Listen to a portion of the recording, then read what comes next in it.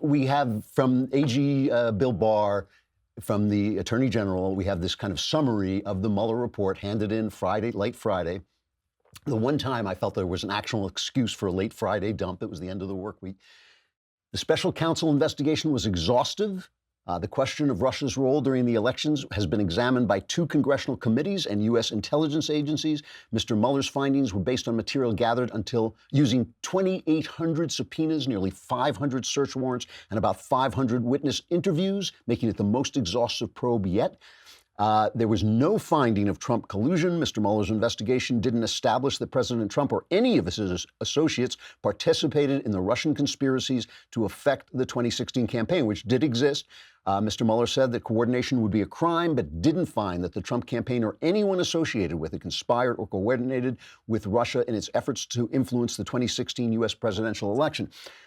No decision on obstruction. The Barr letter quoted Mueller as saying that Trump had not been exonerated on obstruction, but both Barr and Deputy Attorney General Rod Rosenstein said that they were making the determination not to prosecute on this. I'll explain why in just a moment, that this is a complete exoneration. Anything else is a lie. It's an indictment of our press. It's an indictment of the Democrats. You're going to hear, obviously, this quote from Mueller that he was not exonerated for obstruction of justice. But if indeed there was no proof of collusion after this massive investigation by No collusion, no collusion, no collusion.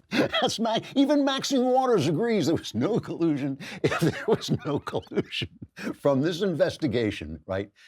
How could anything he do have been obstruction of justice? The whole thing was keyed around James Comey's firing, which he had the complete right to do. In order to obstruct justice, you have to break the law, right? You have to break the law and do something dishonest to obstruct the justice.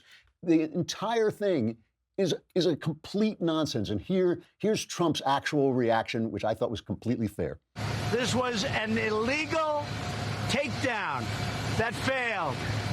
And hopefully, somebody's going to be looking at the other side. So it's complete exoneration, no collusion, no obstruction.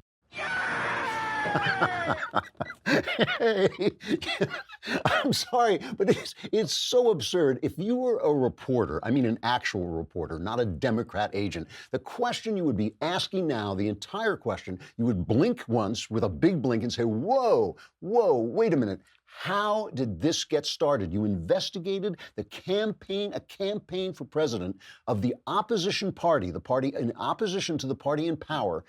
The FBI started an investigation over what exactly? Some minor guy, Papadopoulos or whoever, making a comment about something? This Steele dossier that was Oppo research paid for by Hillary Clinton? Just think for a minute of what the press would be saying if George W. Bush had done that to Barack Obama. This entire investigation started on that, and the New York Times instead, Maggie Haberman, they're compiling charts and calendars of how many times Trump criticized the investigation.